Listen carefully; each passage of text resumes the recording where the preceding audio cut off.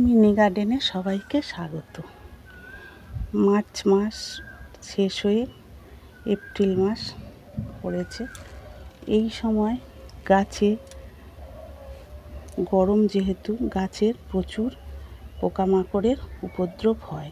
এই পোকামাকড় সাধারণত জাপ পোকা, মিলিবাগ এবং অন্যান্য সব পোকা দেখা যায়, ছত্রাক ধরে। যেমন এই যে লাল ছোট ছোট এই ডিম পেড়েছে, এগুলো একটা পোকা।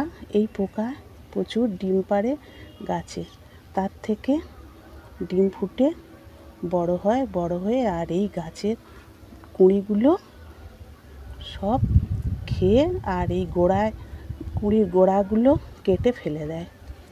এই রকমভাবে এই যে এই গাছে এই ডিম পেড়েছে, এইখান থেকে পোকা হবে। এই পোকাগুলো বড় হয়ে এই ডিমগুলো ফুটে পোকা বড় হয়ে আর এই গাছগুলোকে একদম খেয়ে ফেলবে। আর এই এক ধরনের এই ছত্রাক,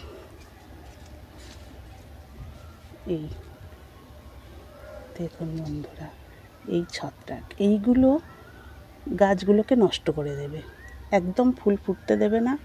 আর ফুলের এই যে কুঁড়ি হয়েছে, এই কুঁড়ির গোড়ায় থেকে এরা কেটে ফেলবে আর পুরো কুঁড়িটাকে একদম পোকায় ভরে দেবে। একরকম কালো কালো পোকা হয়।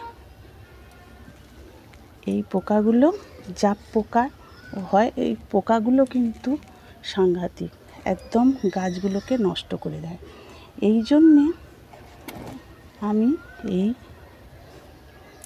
গাছগুলোকে কীটনাশক, ঘরোয়া পদ্ধতিতে কীটনাশক ব্যবহার করব। সবসময় তো বাইরে থেকে কীটনাশক নিয়ে এসে ব্যবহার করা সম্ভব হয় না, কারণ আমরা ফুল পূজার কাজে ব্যবহার করি, ফলও বাড়িতে ব্যবহার করি, সবজি, এই বেগুন গাছ সবজিও, বেগুন ধরেছে, সবজিও ব্যবহার করি। তাহলে এই সময় যদি আমরা অন্য বিষ ব্যবহার করি, পোকা মারার বিষ, তাহলে আমরা তো ব্যবহার করতে পারবো না, খুবই অসুবিধা হবে। সেই জন্য আমি ঘরোয়া উপায়ে যে কীটনাশকটা ব্যবহার করি সেইটা খুব ভালো কাজ হয়। আমি দেখাচ্ছি এই সব গাছগুলো কীরকম পরিষ্কার হয়েছে, একটুও পোকা লাগেনি, একটুও পোকা লাগেনি। সমস্ত গাছগুলোকে আমি এইভাবে স্প্রে করি, কিন্তু এই গাছটায় আমি স্প্রে করিনি, কারণ এটা আপনাদের সঙ্গে শেয়ার করব বলে এই গাছের এই পাতাটাকে এইভাবে রেখে দিয়েছি। ঠিক আছে, এবারে দেখে নিচ্ছি। এই কীটনাশক তৈরি করতে গেলে আমার লাগছে এই স্যাভলন হ্যান্ড ওয়াশ আর এই বিটাডাইন, স্ট্যান্ডার্ড ডিক্সড বিটাডাইন আমি নিচ্ছি হাফ চামচ। এই 1 লিটার জলে আমি নেব বিটাডাইন, এই চামচে হাফ চামচ বা 10 ফোঁটা, আর এই হ্যান্ড ওয়াশ নেব হাফ চামচ, নিয়ে একসঙ্গে মিশ্রণ করব। তাহলে দেখে নিই। এই বিটাডাইন আমি হাফ চামচ নিয়ে নেব বা অর্ধেক ছিপি নিয়ে নেব, নিয়ে এই ঢেলে দিলাম। যে কোনো জীবাণুনাশক যেটা আমরা বাড়িতে ব্যবহার করি সেইগুলোই আমি এখানে প্রয়োগ করব। এবারে এই হ্যান্ড ওয়াশ 10 ফোঁটা ব্যবহার করব, বা ওই হাফ চামচ। নিয়ে এবারে এটাকে একসঙ্গে নেড়ে নেব, ভালো করে নেড়ে নেব। এই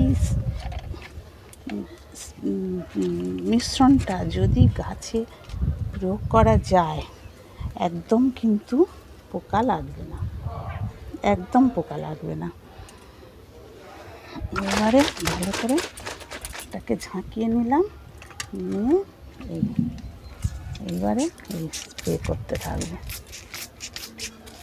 একদম এই গাছের পাতার এই তলাগুলো নিচে স্প্রে করতে থাকবো। স্প্রে করলে কিন্তু একদম থাকবে না পোকা, পরিষ্কার ঝলমলে পাতা হয়ে যাবে। আর এই কুঁড়িগুলো এই যে ডিম পেড়েছে পোকায়, ভালো করে দেখিয়ে দিচ্ছি, এই যে জোরে স্প্রে করলে এগুলো ঝরেও পড়ে যাবে।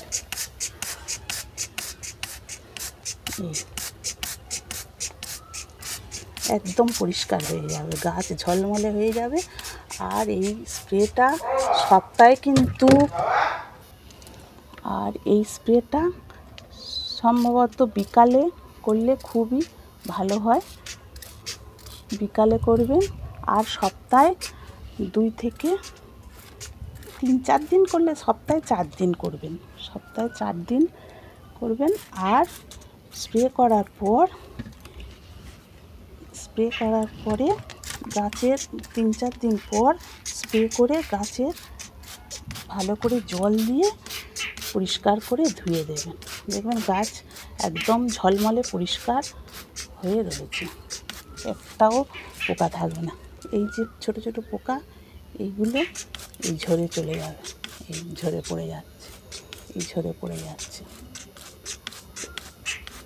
একদম থাকবে না, সব ঝরে পড়ে যাবে সঙ্গে সঙ্গে অ্যাকশন।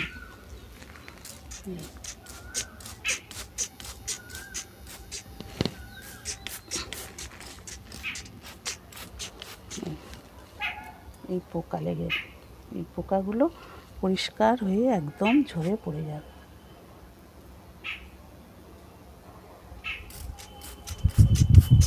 এই ছিল আমার আজকের ভিডিও। ভালো লেগে থাকলে লাইক, শেয়ার, কমেন্ট করবেন, সাবস্ক্রাইব করবেন। ধন্যবাদ।